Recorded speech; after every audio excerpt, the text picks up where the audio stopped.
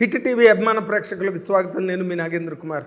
Welcome to this special programme. ఇది ఒక programme, ఒక పాట ఈ మధ్య రోజుల్లో అసలు భూగోళాన్ని అతలాకుతలం చేసిన ఈ పాట బ్రహ్మాండమైన పాట.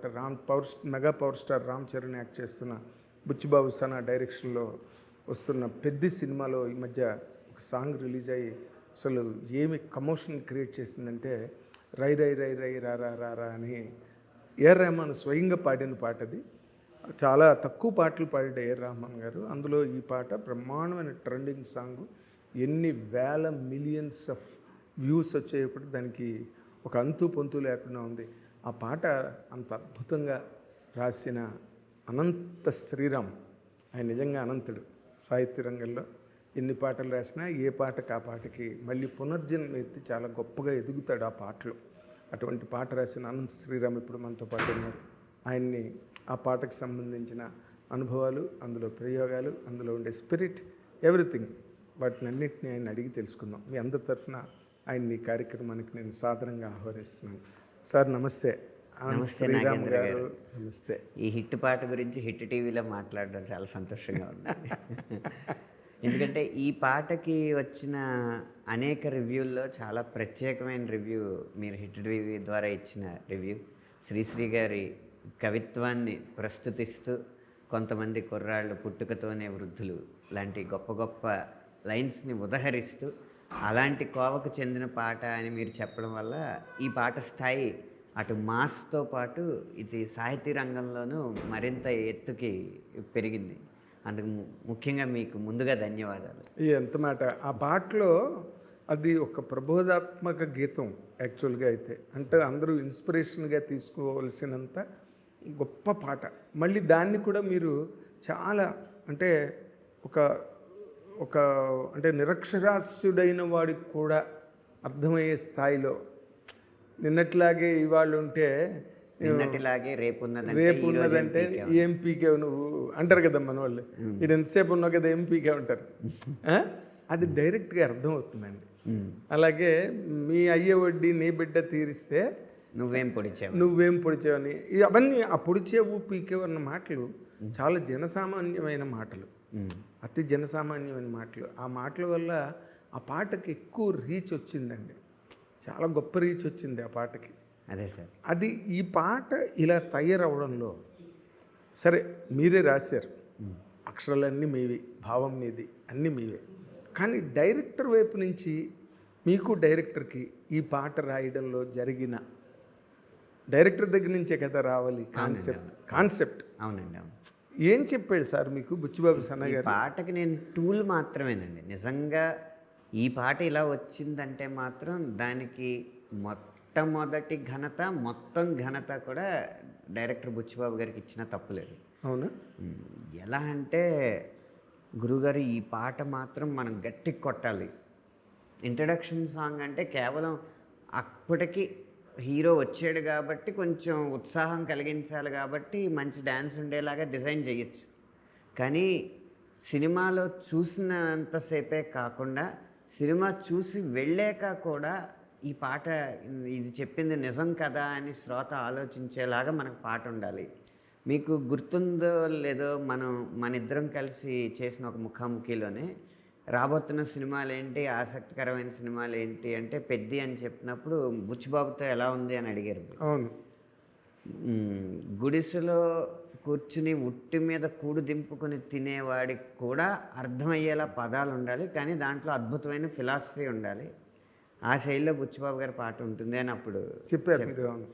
అదే అన్నట్టుగానే విడుదలయ్యాక చాలామంది అది మీమ్లాగా కట్ చేసి మన ఇద్దరి సంభాషణని వేస్తూ ఈ పాట వేస్తున్నారు.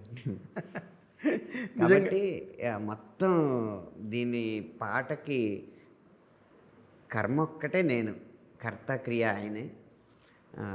అందుకు ఆయన ఘనత ఇవ్వాలి. ఇంకా ముఖ్యంగా అందరూ చెప్పుకుంటున్న 25 ఏళ్లకే నువ్వు పాతబడిపోకరా అన్న ఆలోచన ఇచ్చింది ఆయనే. కాకపోతే ఆయన పెట్టమన్న స్థానం వేరు. ట్యూన్ని గౌరవించి ఆ పదం ఎక్కడ పెడితే కృతకంగా ఉండదో, సహజ సిద్ధంగా ధ్వనిస్తుందో అక్కడికి మార్చుకుని దానికి ఆసరాగా ఇంకొక వాక్యాన్ని సృష్టించి పాతేసుకోకోయలా నువ్వు నిన్నే నీ లోపల హే పాతికేళ్ళకే నువ్వు పాతబడిపోకురా. మీరు చెప్పిన కొంతమంది కుర్రవాళ్ళు పుట్టుకతో వృద్ధులు అన్నదానికి ఈ జెన్జీ వర్షన్ ఈ లైన్స్ అన్నమాట. Perfect, perfect. పేర్లకి పుకార్లకి పకీర్లకు నిబద్ధులు శ్రీశ్రీ మాట. అవును. కొంతమంది కుర్రాళ్ళు పుట్టుకతో వృద్ధులు, పేర్లకి పుకార్లకి ఫకీర్లకి నిబద్ధులు అవును. అని అని నాకు నిజంగా మీ పాట వినగానే వెంటనే శ్రీశ్రీ గారిది అంటే నాకు దాంట్లో కాంట్రాస్ట్ ఎలా కనిపించిందంటేనండి, దాన్ని మీరు ఇంకొంచెం బాగా విశ్లేషించాలి. నాది కేవలం థాట్ మాత్రమే. రామ్ చరణ్ గారు ఒక మెగాస్టార్ చిరంజీవి గారు లాంటి ఒక ఆల్ టైమ్ గ్రేట్ లెజెండ్ గారి సన్ అయినప్పటికీ కూడా ఆయన మీరు ఈ పాటకి కాంట్రాస్ట్గా ఉంటాడు ఆయన.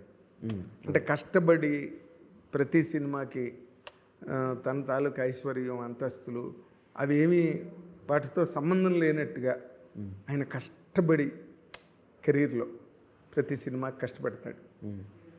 ఆయన ఆయన ఆయన లాంటి సక్సెస్ సాధించాలంటే ఎలా ఉండాలో కూడా మీరు దానిలో చెప్పారు. అవునండి. రెండు నాకు రామ్ చరణ్ గారు కనిపించారండి పాటలోని. మీరు అంటున్నారు కదా, నేను రామ్ చరణ్ గారు కాకుండా ఈ సినిమాలో పెద్ద పాత్ర కనిపించాలి అన్న సంకల్పంతో, కాకపోతే అది అందరికీ సరిపోవాలన్న సంకల్పంతో మొదలుపెట్టింది. మీకు రామ్ చరణ్ గారు కనిపించారు కదా, ఒక ఆయన కనిపించారు. ఆయన ఎవరో తెలుసా? చిరంజీవి గారు. పాట రాత్రి రిలీజ్ అయితే పొద్దున ఫోన్ చేశారు, నువ్వు పెద్ద సినిమా కోసం రాసావో లేకపోతే రామ్ చరణ్ కోసం రాసావు అదంతా అనవసరం, ఇన్నాళ్ళు నా ఇంట్రడక్షన్ సాంగ్లో నేను ఆ పాత్ర ఏం చెప్పాలో అది చెప్పాను, నాకు తోచిన మంచి చెప్పడానికి ప్రయత్నించాను, కానీ నేనేంటో అనేది ఎప్పుడు నా ఇంట్రడక్షన్ సాంగ్స్లో చాలా తక్కువే చెప్పాను. ఈ పాట వింటున్నంతసేపు మొత్తం పాటలో అన్ని లైన్లో నా జీవితం, నా కెరీరే నాకు కనపడింది అని చెప్పారు. బా నిజంగా అంటే అంత పాటకి అంత సార్వజనీనత, యూనివర్సాలిటీ, సార్వకాలీనత అంటారు. అవును అవును. సర్వజనీనత సర్వకాలీనత రెండు ఆపాదించబడ్డాయి. అందుకని ఒక్కొక్కరికి ఒక్కొక్కరు కనపడుతున్నారు. అంటే చిరంజీవి గారు ఉన్నారు. నేను ఇప్పుడు మీరు ఏ పాట రాసినా, ఒక వ్యక్తిత్వ వికాసానికి సంబంధించిన ఒక డైలాగ్ రాసినా, ఒక పాట రాసినా, ఏం రాసినా 100% అందులో చిరంజీవి గారు ఉంటారు. అవునండి. ఎందుకంటే చూసేవాళ్ళు మీరు చిరంజీవి గారి గురించి ఎప్పుడు గొప్పగా చెప్తుంటారండి అని నాకు కిందన కామెంట్లు పెడుతుంటారు. చిరంజీవి గారి గురించి గొప్పగా చెప్పడమే ఉండదు. చిరంజీవి గారి గురించి చెప్తే అది గొప్పగా ఉంటుంది. ఎందుకంటే ఆయన అలాంటి సందేశాన్ని తన పని ద్వారా అన్ని తరాలకి ఇచ్చారు కాబట్టి, అన్ని తరాలుగా ఒక పర్సనాలిటీ డెవలప్మెంట్. మీ పర్సనాలిటీ డెవలప్మెంట్ అన్నారు కాబట్టి మీకు ఇంగ్లీష్లో కూడా బాగా అభినవేశం ఉండడం వల్ల మీతో పంచుకోగలిగే మాటలు చెప్పండి. మామూలు వ్యక్తిత్వ వికాసానికి సంబంధించి చాలామంది వర్క్షాప్స్ చేస్తూ ఉంటారు, కొంతమంది గెస్ట్ లెక్చర్స్ ఇస్తూ ఉంటారు. గంటన్నర సేపు జరుగుతూ ఉంటాయి. అవి వినే అవకాశం సామాన్యులైన కొంతమందికి, లేకపోతే తక్కువ చదువున్న కొంతమందికి కలగకపోవచ్చు. ఆ వర్క్షాప్స్కి వెళ్ళే ఆర్థిక స్తోమత ఉండకపోవచ్చు. కానీ వాటన్నిటిలో చెప్పే కొన్ని ముఖ్యమైన సెంటెన్స్లు ఉంటాయి కదా, వాటిని మన తెలుగు వ్యవహారిక భాషలోకి క్లోన్ చేయడం జరిగింది ఈ పాటలో.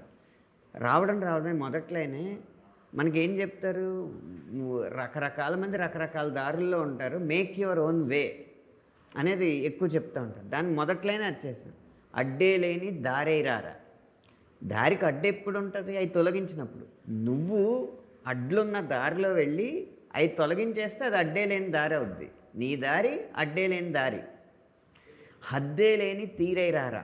ఒకచోటే ఒక ఆలోచనతోనే ఒక రకమైన విధానంతోనే ఉండిపోకుండా నీ తీరుకి ఒక లిమిట్స్ ఉండకూడదు. నీ అవధులన్నీ చెరిపేయడానికి పుష్ యువర్ లిమిట్స్ అనొచ్చు, లేకపోతే ఎరేజ్ యువర్ లిమిట్స్ అనొచ్చు. ఇలాంటివన్నీ చెప్తూ ఉంటారు కదా. అలాగే నీలో 600 ఆంజనేయ స్వామి అలా ఉన్నప్పుడు ఆంజనేయ స్వామిగా ఉంటాడు. జాంబవంతుడు పొగిడినప్పుడు అతని విశ్వరూపం చూపిస్తాడు కదా. సో నీలో 6 ఉందనుకుంటున్నా, 6 100 దాకా ఉంది. 6ని 100 చేసి నీలో 6 100 మందల్లోంచి వేరైరా.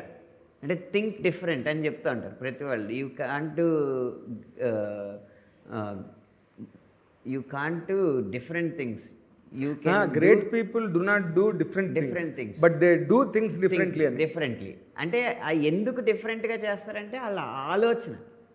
100 మంది ఒకలాగా ఆలోచిస్తే వాళ్ళ ఆలోచన ఇంకో వైపు ఉంటుంది. అందుకే మందల్లోంచి వేరేరా. మందలో ఉన్నవాడే వేరే వచ్చినవాడే నాయకుడు అవుతాడు కదా. మందల్లోంచి వేరేరా. లాస్ట్ లైన్ మరీ బాగుంటుంది. నీ రాక చూసి లోకం చేసే హోరైరా. అంటే ఒవేషన్, స్టాండింగ్ ఒవేషన్. అదే హోరైరా అంటే ఒక ఎన్కోర్ అంటారు ఇంగ్లీష్లో, అండ్ ఒవేషన్. ఇవన్నీ వాళ్ళు వస్తుంటేనే మొత్తం సరౌండింగ్స్ మొత్తం ప్రభావితం అవుతాయి, చైతన్యం అవుతాయి. చిరంజీవి ఎక్కడికైనా రకమైన స్పందన, ఒక రకమైన నీరాజనం, ఎలక్ట్రిసిటీ కనపడగానే మోగే చప్పట్లు, అరుపులు, ఈలలు, కేరింతలు అన్నీ కలిపి ఒక హోరు ఉంటుంది కదా. అదేంటి ఆ హోరు? ఓహో ఎవరో వచ్చారు గొప్పవాళ్ళు అని ఒక్కవైపు లోకం మొత్తాన్ని అటువైపు తిరిగేలా చేస్తూ ఉంటారు. అలా అలాగే డోంట్ బీ అన్ ఇంట్రోవర్ట్. నువ్వు అని పాతేసుకోకలా నిన్నే నీ లోపల, హే 25 ఏళ్లకే నువ్వు పాత పడిపోరు, age is just a number. ఇవన్నీ మీ పర్సనాలిటీ డెవలప్మెంట్లో చెప్పే అన్ని మాటలు మీరు అన్నట్టుగా, లేదా చిరంజీవి గారు మీతో అన్నట్టుగా అన్ని మాటలు ఆయనకి సరిపోతాయి.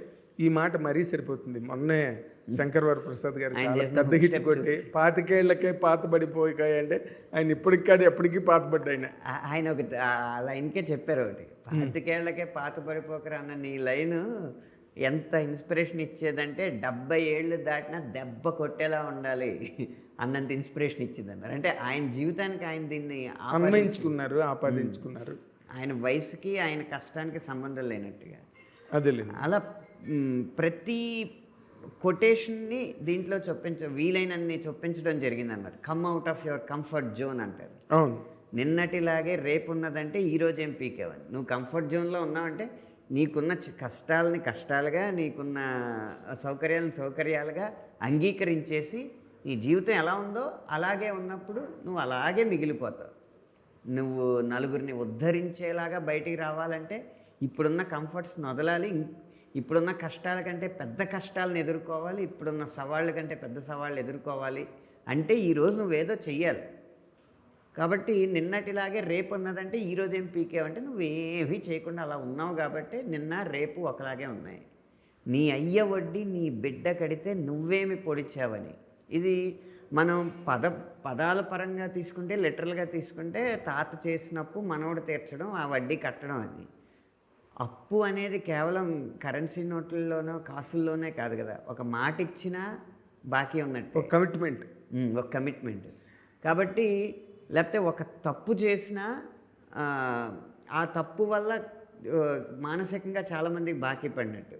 తాతగారు ఏదో తప్పు చేయడం వల్ల ఒక అపవాదు వచ్చింది. ఆ అపవాదుని, ఆ పైతరంలో జరిగిన అపవాదుని తొలగించి మళ్ళీ మంచి వైపు మన కుటుంబాన్ని నడిపించాలన్న సంకల్పం ఈ తరంలో లేకపోతే ఆ తర్వాత తరం కూడా అపవాదుని మోస్తూనే ఉంటుంది. అవును. ఆఖరికి అదేంటది, ఒక అబద్ధమే అయినా కూడా ఒక అపవాదు రజకులు మోయాల్సి వచ్చింది.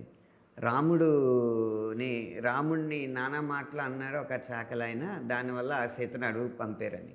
అసలు ఒరిజినల్ రామాయణంలో అసలు రజకుడు ఆ మాట అన్నాడనేం లేదు. ఒక జనపదులు ఎవరో అనుకుంటున్న మాటని దూత తీసుకొచ్చి చెప్పారు అంతే. ఒక జనపదులు అనుకున్నారు, రజకుడు అన్నట్లేదు. కానీ ఇప్పటి వరకు కూడా ఆ సామాజిక వర్గం ఆ నిందను మోయాల్సి వస్తుంది.